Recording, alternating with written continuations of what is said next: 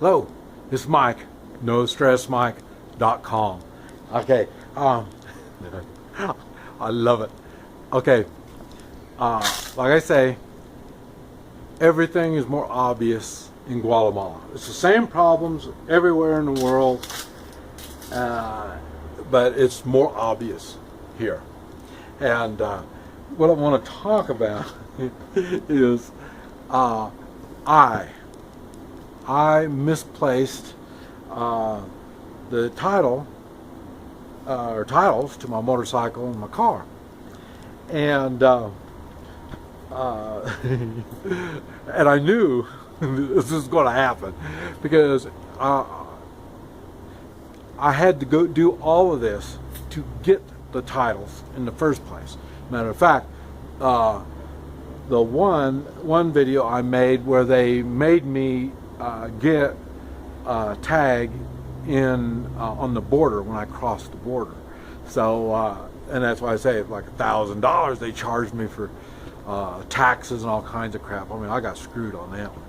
And so this is part of taking personal responsibility.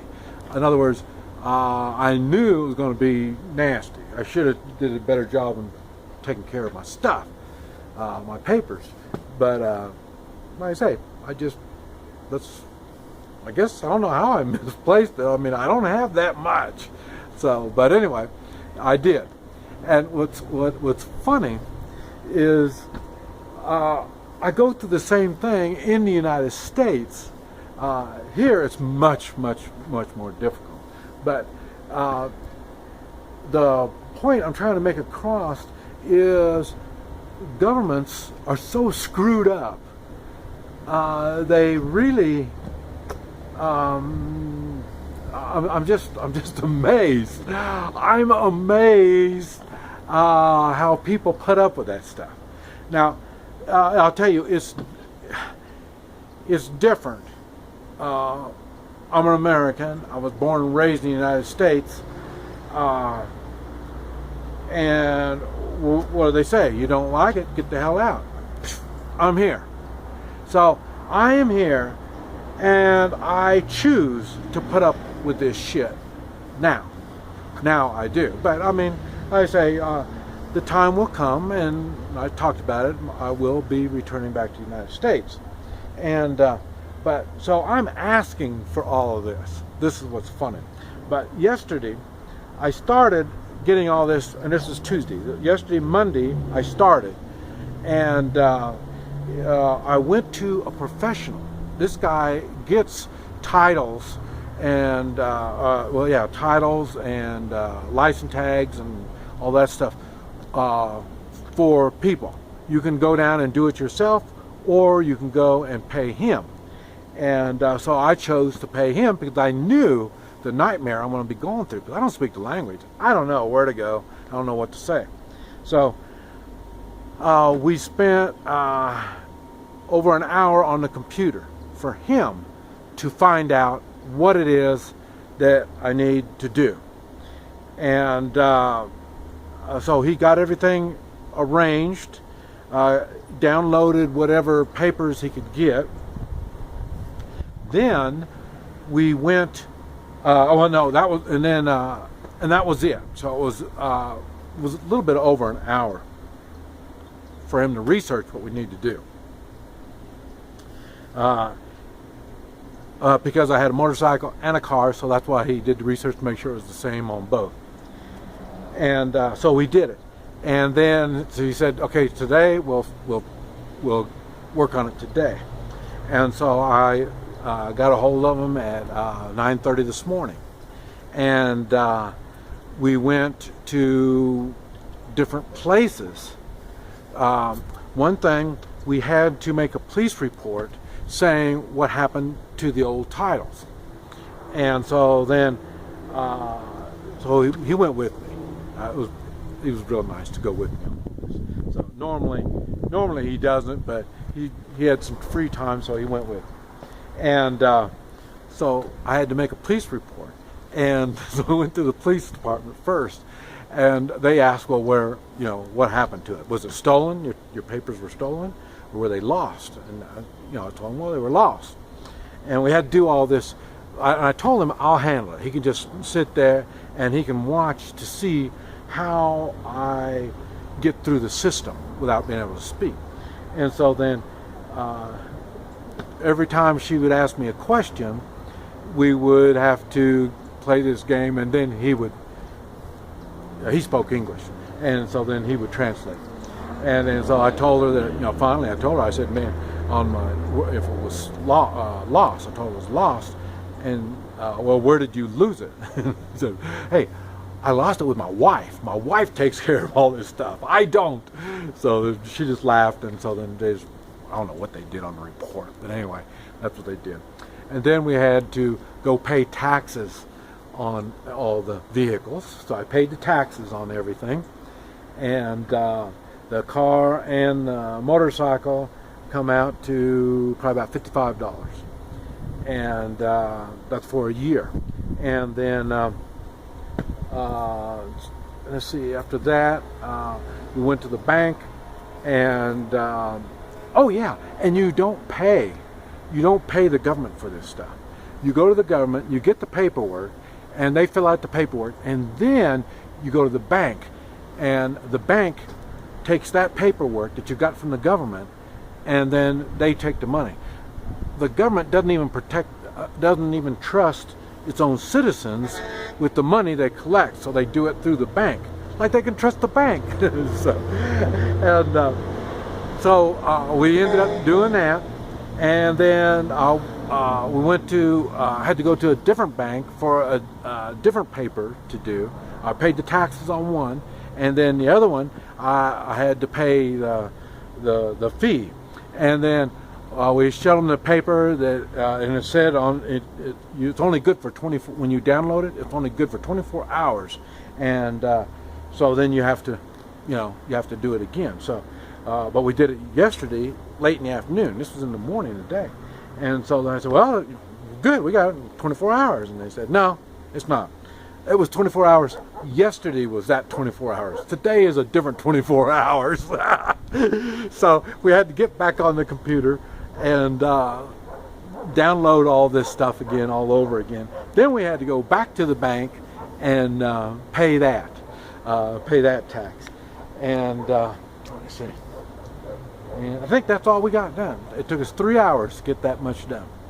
And then so after that, he says, well, you're going to have to go in tomorrow at 6 in the morning. You take all the papers that we've gathered up so far and the receipts, and you go in 6 o'clock in the morning, and then they'll give you your stuff. But there's going to be a lot of people. You have to wait. And that's why you go in at 6 in the morning. There's that much of a length line of people that is going to take that long. And so then I thought, oh, okay, well, when do they open? They open 8 o'clock, 8 to 5 o'clock. And I said, well, okay. So I went today at 3 o'clock. Okay, I thought, well, 3 o'clock in the afternoon, I'll go there. And so I'll go over there, and I tried to go in, and they stopped me. The security guard stopped me. I said, well, what's going on? And he says, you can't go. And I said, okay. And I showed him my papers. Is this the right place? And so then it was the right place. Well, first he told me that I need to go downstairs. So I went downstairs, and then downstairs they looked at all the papers, and they told me to go back upstairs. So I went back upstairs again. And then finally, we just started doing the same thing over and over again. And there was another lady there that came along, and she could translate. And then she told me, well, they're only open 8 to 5. And so I looked at my watch, and I said, well, it's 3 o'clock. And they said, yeah, but they're not taking any more people, so you have to come back tomorrow. And I said, oh, okay. So I have to come back tomorrow. And then she says, you don't have to stand in line. And I said, oh man, good, I don't have to stand in line. He says, why is that? He says, well, it's because you're old. So if you're older, over a certain age, you don't need to stand in line. So we'll find out how that's going to work. But like I say, that's going to be for tomorrow morning, and we'll see what happens on that. So so I kissed off this day. This whole day was kissed off trying to get the papers. So I really thought it'd be amazing if I could do it in one day. That would be amazing. If, my other video I talked about getting my tag before, it took me 3 days just to get the plate after I already gave them all the paperwork. Now see, now I already got all the paperwork. All I gotta do is look at the paperwork and print out a couple of titles. So we'll see how that's gonna work. So I'll tell you the rest of the story come tomorrow. This is Mike, NoStressMike.com. Okay, this was the second day. And so let's see, this is Wednesday. We started on Monday. I went to a professional. This guy helps people get all the paperwork and everything ready for buying cars, selling cars, motorcycles, this type of stuff, and getting a title and all the paperwork. So we did that on Monday. Then yesterday morning, we ran around. Ran around paying stuff and getting permits, stuff like that.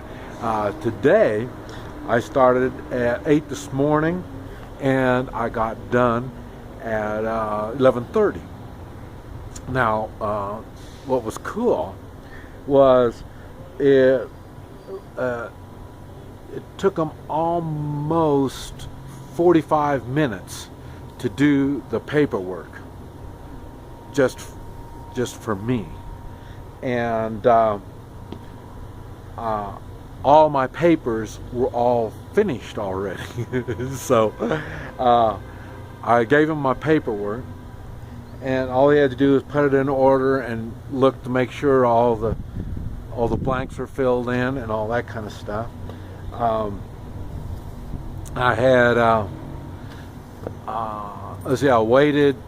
Let's see, there was probably a little over an hour waiting to see him the first time, and then from that went to they checked my papers, and I had a copy of my passport, but they wanted a copy of each page.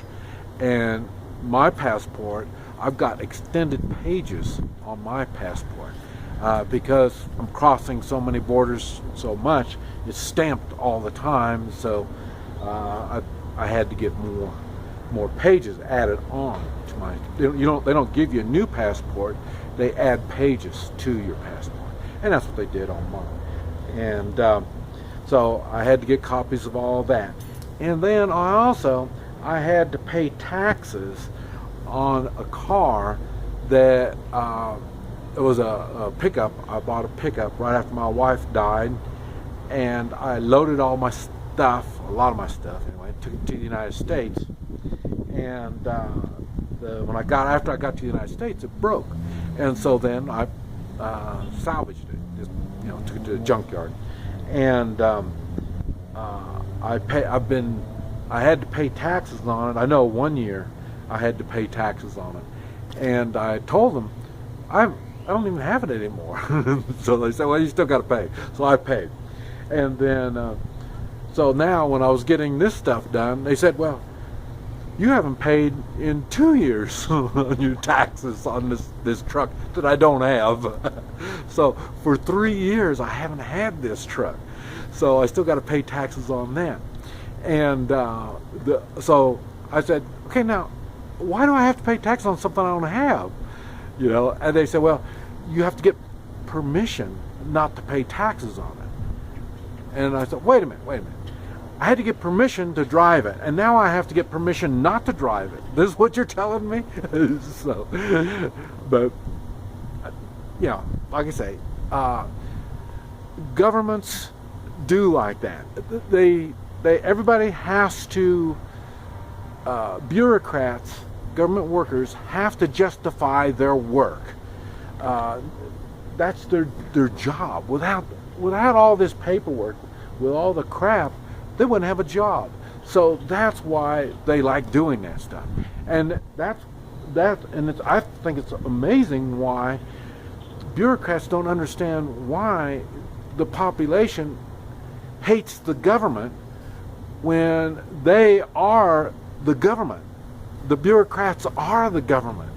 You know, I mean, yes, it's the elected officials, but you work for them. You are the gunmen. You are the ones that, you know, break the knees. You know, you have the enforcers, which are the police. Now down here, the military is their enforcers too. In the United States, we don't have to deal with the military, just the police, but they make up for it by putting in the FBI and Homeland Security and all that stuff.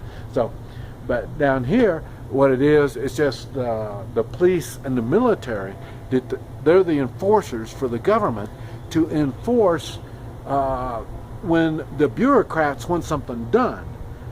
I mean, you know, when they say, well, you know, we got to do this, you got to do that, they're the ones. So then it's just really obvious. Like I say, everything is so obvious down here. But anyway, now I got to go back to that professional again and find out how do I get a permit not to pay taxes on something that I don't have. I don't, you know, it's amazing. It's amazing. But anyway, I just wanted to let you know how obvious things are screwed up. This is Mike, NoStressMike.com.